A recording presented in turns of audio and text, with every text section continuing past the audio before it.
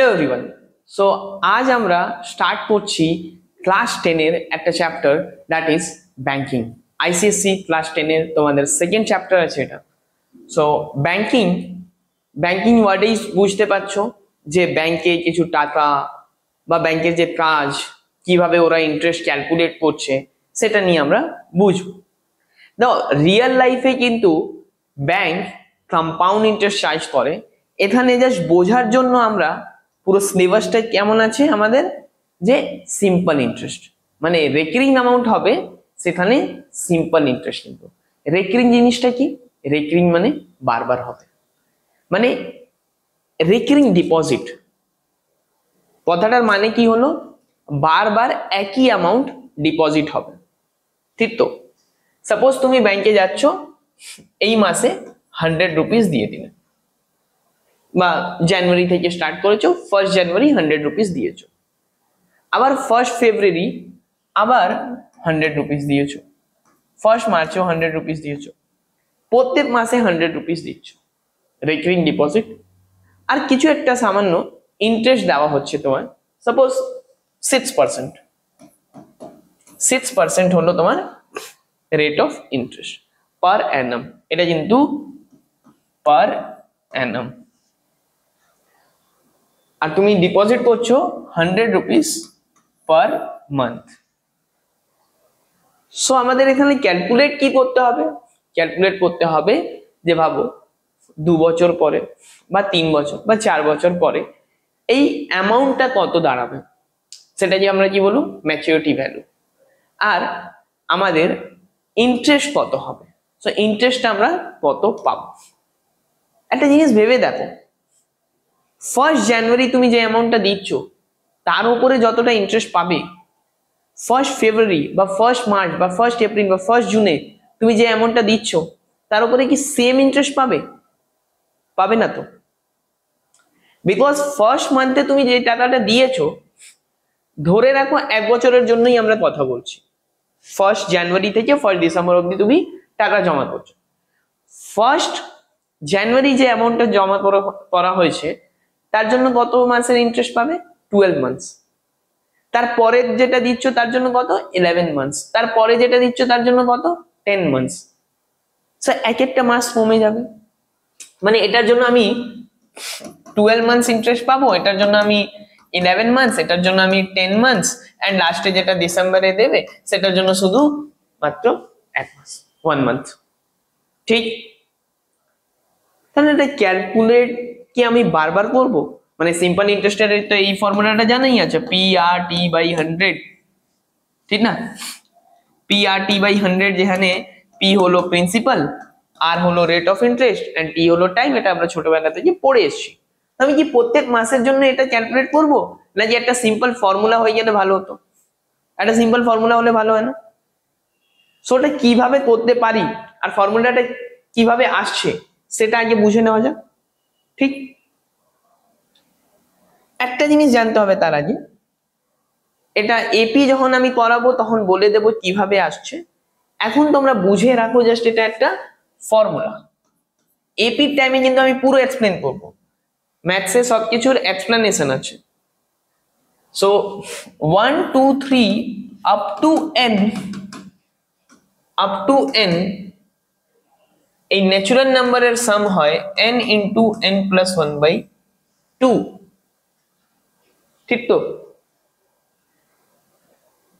এবার এই ফর্মুলাটা ইউজ করব আমি to derive the formula of recurring deposited interest and maturity value. Suppose আমি বলছি ফার্স্ট মাসে পি অ্যামাউন্ট দেওয়া হলো, সেকেন্ড মান্থেও কিন্তু পি অ্যামাউন্ট দেওয়া হলো, থার্ড মান্থেও পি অ্যামাউন্ট। রেকারিং ডিপোজিট মানে সেম অ্যামাউন্ট দেওয়া হবে, সেম অ্যামাউন্ট ডিপোজিট করা হবে, এন্ড এটার উপরে n months, n can be 30 months, 40 months, 20 months, 12 months, 24 months, যা খুশি হতে পারে, আমি এখানে n ধরে নিলাম। তাহলে পরের মাসে যেটা দিচ্ছ তার জন্য কত ইন্টারেস্ট হবে, কত মাসের ইন্টারেস্ট হবে, কত ইন্টারেস্ট না কত মাসের জন্য ইন্টারেস্ট হবে, কত মান্থ।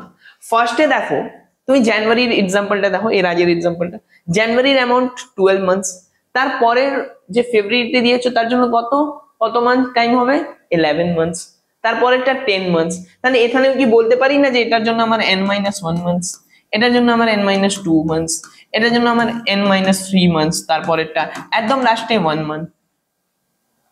আর রেট অফ ইন্টারেস্ট যদি ভাবো আর দেওয়া আছে প্রত্যেকটার মধ্যে আর আর আর, কিন্তু আরটা কি আর হলো পার অ্যানাম, এখানে কি লাগবে পার মান্থ।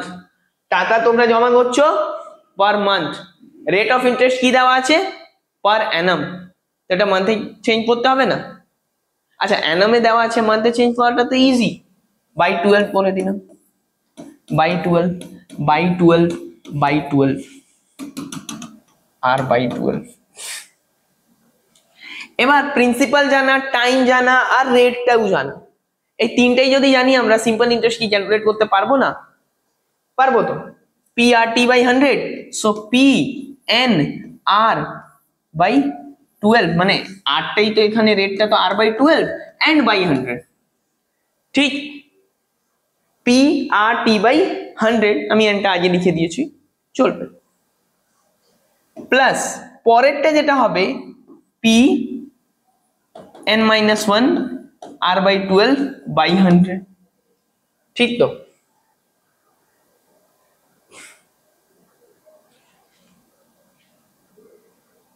তাহলে দেখো এখানে হচ্ছে P n-2 R by 12 by 100, and লাস্টে একদম P 1 R by 12 by 100।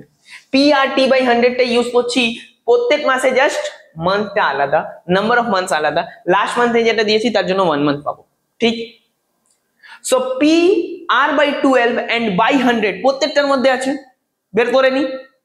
So P R by 12 and by 100 টা বের করে নিলে কি পাবো, n n-1 n-2 n-3 and dot dot dot dot dot dot dot 1, এখানে 3 নিতে পারো 2 নিতে পারো ফর বেটার আন্ডারস্ট্যান্ডিং, এটাই তো হবে 3 2 1। এবার বলো 1 থেকে n অবধি ন্যাচুরাল নাম্বারের সামেশন, 1 থেকে n অবধি ন্যাচুরাল নাম্বারের সামেশনটা কত, n into n plus 1 by 2। So আমি কি ইন্টারেস্ট নিতে পারি না, p r by 12 by 100 n into n plus 1 by 2, এটাই একটু ভালোভাবে অ্যারেঞ্জ করে লিখে দেওয়া যায় কি, interest is equal to p into n plus 1 by 2 into 12 into r by 100। তাহলে বুঝতে পেরেছো এই ইন্টারেস্টের ফর্মুলা কিভাবে আসছে, এটা তো এক্সামে কেউ জিজ্ঞেস করবে না, কিন্তু ম্যাথসে যে কোনো চ্যাপ্টার পড়ছো ওই ফর্মুলাটা কোথায় থেকে আসছে, মানে আকাশ থেকে পড়ে যাচ্ছে না তো, কোনো একটা রিজন হবে, ওই রিজনটা বুঝবো, তারপরে অঙ্ক সলভ করতে পারবো আমরা, ওটা একটা আলাদা ম্যাটার। দুটো জিনিস আছে ম্যাথসে, আগে চ্যাপ্টারের কনসেপ্টটা বোঝো, তারপরে প্রবলেম সলভিং। আমি যদি কিছু না বুঝে প্রবলেম সলভ করে দিই তার কোনো লাভ হবে না, বিকজ তুমি রিয়েল লাইফে এটা ইউজ করতে পারবে না তখন, ঠিক তো। আর ম্যাথামেটিক্স বানানো হয়েছে তোমার রিয়েল লাইফের প্রবলেম সলভ করার জন্য, নাকি ওই বইয়ের অঙ্কটা সলভ, বইয়ের অঙ্কটা সলভ করানো হচ্ছে এখন যেন তোমরা পরে গিয়ে রিয়েল লাইফের প্রবলেমটা সলভ করতে পারো, ঠিক।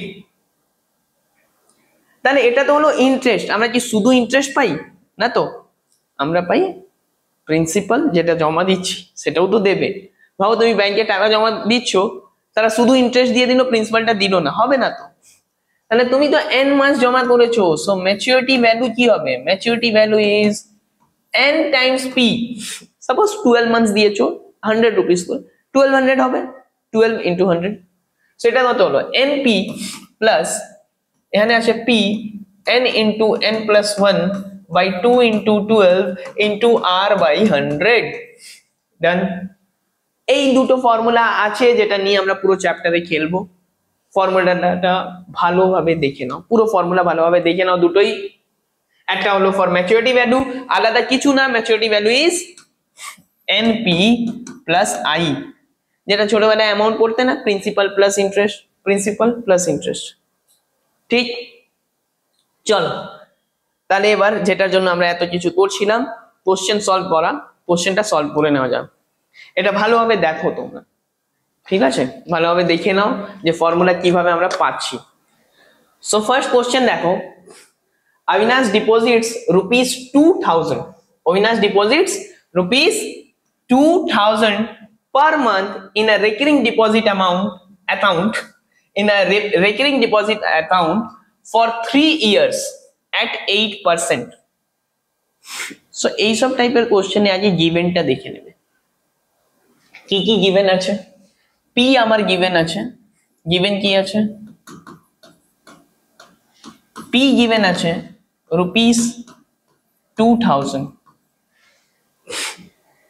আমার অ্যাকাউন্টটা কত মাসের জন্য হেল্ড হয়েছে, মানে 9 n is 3 years। 3 years means মান্থে লিখবো কিন্তু, প্লাস প্রত্যেক মাসে টাকা দেওয়া হচ্ছে। সো 3 into 12 তার মানে 36। and rate of interest কত আছে, 8%। rate is 8%। সো p জানা আছে, n জেনে গেছি আমরা, আর r টাও জানা। Find the maturity value. Maturity ভ্যালুর ফর্মুলা কি হচ্ছে, maturity value is np plus n into n plus 1 by 2 into 12, এখানেও একটা p আছে, and r by 100। So just put করে দাও 36 into 2, 36 into 2000 প্লাস এখানে আছে p মানে 2000, n কত 36, 37 নিচে 2 into 12 and r মানে 8 by 100। এবার কি জাস্ট সলভ করবো, অ্যান্সার পেয়ে যাব। এবার কি এটা তো জাস্ট ক্যালকুলেশন, চলো ক্যালকুলেশনটা করে নি। 00 00, 12 থেকে এটা 3 টাইমস, 2 থেকে এটা 2 দিয়ে এটা 4 টাইমস। আচ্ছা 3 into 37 it is 111, so 111 and into 4 means 4 and 0 and 2, so it is 0 into 2, so 8880। এটাই তো দেখে নাও। 37 into 3 111 into 4 444 into 2 হলে 888 আর একটা 0 আছে, ঠিক আছে। সো 8880 এখানে পাচ্ছ 8880 and এখানে কত পাচ্ছ 36 into 2 মানে 72000, ঠিক আছে। সো 72000, এখানে একটা 0, এখানে একটা 8, এখানে একটা 8, এটা 80880 রুপিস, রুপিয়া 80880, এটাই পেয়েছো, দেখে নাও একদম ঠিক। ফার্স্ট কোশ্চেন ডান। একটা ম্যাচিউরড ভ্যালু কিভাবে বের করতে হয় আমরা শিখে নিলাম। আর কোন টাইপের কোশ্চেন হতে পারে দেখে নি। Hanif has a cumulative bank account. Now cumulative বলি বা রেকারিং ডিপোজিট একই জিনিস, ঠিক আছে। 600 পার মান্থ ও দিচ্ছে for 4 years, and if he gets 5880 as interest at the time of maturity, find the rate of interest per annum। So আরটা এখানে কিন্তু আমাদের আননোন হয়ে গেছে। ইন্টারেস্ট দেওয়া আছে 5880, n এর ভ্যালুটাও দেওয়া আছে একদম। n কত হলো 4 years means 48 months, 48 months, and p দেওয়া আছে 600। সো চলো ইন্টারেস্টের ফর্মুলা আর আইটাও দেওয়া আছে, yes 5880। সো 5880 আমরা কি জানি p times n into n plus 1, so 600 n into n plus 1, 48 into 49 divided by 2 into 12 into r by 100. So therefore 2 into এটা অন্য কালার ইউজ করে 24 48 2 টাইমস, ঠিক তো 12 থেকে 4 টাইমস তারপর 2 দিয়ে 2 টাইমস সেম। নাও এটা 6 টাইমস, নাও 6 2 12 and 49, তাহলে r ইকুয়াল টু কি হবে 5880 by 12 বা 2 into 6 লিখি 2 into 6 into 49, 49 থেকে দেখে নি ক্যান্সেল হচ্ছে কিনা এটা, 49 থেকে 1 টাইমস দেখি পরে 49 1 তারপর 9 8 মানে 2 120 আর 12 120 by 12 কত পাবে 10%। তাহলে দেখতে পাচ্ছ তো ফর্মুলা যদি ঠিকঠাক জানা আছে তাহলে এখানে জাস্ট ক্যালকুলেশন, এটা ইজিয়েস্ট চ্যাপ্টার হলো তোমাদের সিলেবাসে, মানে বলতে পারি আইসিএসসি ক্লাস 10 এ এটা free marks. Now so that opens a recurring deposit amount এটা account so that opens a recurring deposit account in a bank. He pays rupees 200 per month at the rate of 8% per annum. If he receives 1648 as maturity amount, find the time for which the account was held. ঠিক typing দিদিটা একটু problem করেছে, ঠিক আছে কোনো problem নেই, আমরা এখানে বুঝে গেছি কি হবে, এটা ডিপোজিট অ্যামাউন্ট না ডিপোজিট অ্যাকাউন্ট হবে, এখানে অ্যাকাউন্ট ওয়াজ হেল্ড, ঠিক। সো হি পেজ 200 দিচ্ছে ভাই প্রত্যেক মাসে 200,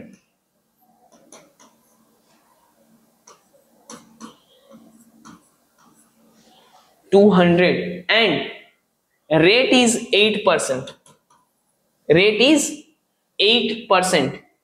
If he receives 1648 as maturity value, এটা কিন্তু maturity amount, এটা কিন্তু তোমার ওই কি বলে maturity amount, এটা ইন্টারেস্ট না। so find the time for which the account was held.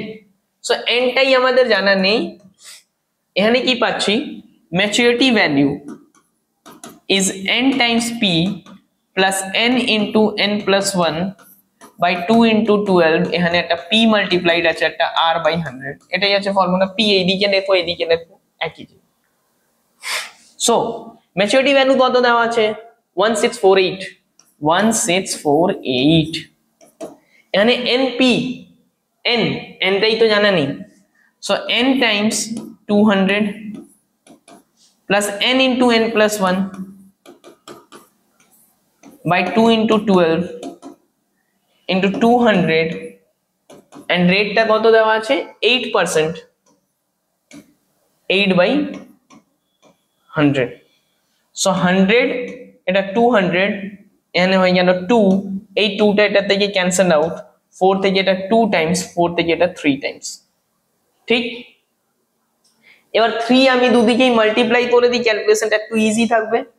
3 এখানে মাল্টিপ্লাই হলে 144, সো 4944, ঠিক আছে তো 3 মাল্টিপ্লাই হলে 48 into 3 144 and 48, so 4944, 3 এখানেও মাল্টিপ্লাই করলাম, এই 3 টাই মাল্টিপ্লাই করে দিলাম, ইজি ক্যালকুলেশন থাকবে। এখানে থাকবে আমার 600n, এখানে থাকছে 2n into n plus 1, 2 into n into n plus 1 মানে n স্কয়ার প্লাস n। আচ্ছা সব জায়গায় দাও 2 ডিভাইড করা যাবে, 2 ডিভাইড করে দিই 2472, ঠিক আছে এখানেও করতে পারতাম আমরা, 824 করে, ঠিক আছে। সো ইট ইজ 300n, এখানে হয়ে গেল n স্কয়ার, আর এখানে আছে একটা n। এটা একটা কোয়াড্রেটিক ইকুয়েশন আসবে, কোয়াড্রেটিক ইকুয়েশন সলভ করে আমরা n এর ভ্যালু পেয়ে যাব। চলো সলভ করে নি। n square plus 301n 301n and 2472 minus 2472 equal to 0। এবারে 2472 এখানে কিন্তু 301, তাহলে এটা সাবট্রাক্ট করেই কিছু আসবে। দেখে নিয়েছি 824 into 3, ঠিক তো? কিভাবে ফ্যাক্টরাইজ করতে হয়? 2472 3 এই, সো 3 হলে 824, তারপর अगेन 3 আছে কি না, 2 আছে, একটা 2 আগে পরে লোকে, কিন্তু কোনো প্রবলেম নেই, আমরা এটা রাফ ক্যালকুলেশন করছি। হ্যাঁ, সো 412 নাও 206, আমাদের কিছু একটা সাবট্রাক্ট করেই আনতে হবে। 2 দিনে এখানে 103, আচ্ছা 103 দিনে 103 into 24 ঠিকই আসছে। আমরা এখানে কি পাচ্ছি? ঠিক ঠিক ঠিক, সব ক্যালকুলেশন ঠিক আছে। 200 200 200 200 2/12 2/12 2/12, এখানে 100 100, সো 202 হলো, উপরে আছে 8, 2 2 ক্যান্সেল হয়েছে, এখানে 3, ওখানে 2, 3 মাল্টিপ্লাই করেছে, 2 ডিভাইড করে দেওয়া হয়েছে, n square into plus n, so 301। এটা নিয়ে কোনো প্রবলেম নেই। এবার এখানে দেখে নি 3 আছে, 2 আছে, 2 2 and 103, 103টা তো আর ক্যান্সেল হবে না, ঠিক আছে। 103, এবার 103, তারপর এখানে আসছে একটা 3, 309 আর 8, হ্যাঁ আরামসে ডাইরেক্ট দেখা যাচ্ছে। 309 and minus 8, so n square plus 309 n minus 8 n minus 2472 equal to 0। তাহলে n একটা কমন নিলাম, n plus 30, কোয়াড্রেটিক ইকুয়েশনের একটা পার্ট শিখে যাচ্ছে এখানে।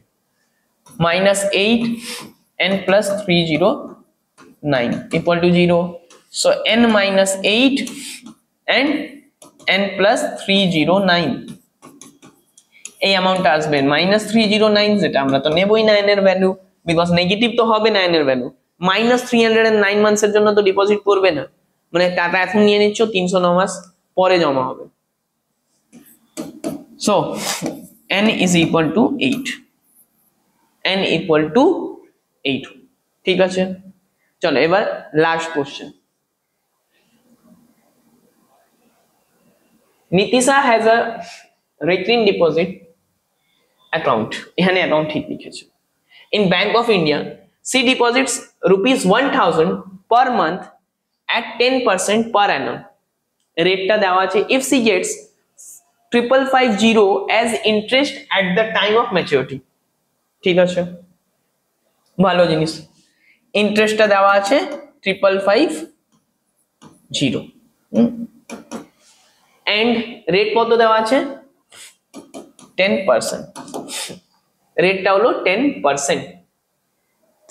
আর কি কিছু বলেছে? না, বলেইছে যে টাইম, কত টাইমের জন্য হেড করা হয়েছে। সো এন বের করতে হবে, আবার সেম টাইপ, এটা একটু ইম্পর্টেন্ট টাইপ বলে এই টাইপের দুটো রেখেছি। একটা তোমাদের ওই আরো দিতে পারে একটা জিনিস, যেটা এন এর জায়গা প্রিন্সিপাল দেবে না, যেভাবে রেট বের করেছিলে সেম ওয়েতে রেটের জায়গা, মানে এই অঙ্কতে, এই অঙ্কটাতে রেট অফ ইন্টারেস্টটা গিভেন থাকবে, পি জিজ্ঞেস করবে, তো পিটা নন থাকবে, একই ভাবে হয়ে যাবে, ঠিক আছে। তাই ওটা আর পড়ালাম না আমি। if she gets 5550 as interest at the rate of at the time of maturity, ঠিক আছে। চল, so 5550 আমরা জানি এখানে n into n plus 1 by 2 into 12, প্রিন্সিপালটা কত কত জমা দেওয়া হচ্ছে? 1000, আর কি আছে?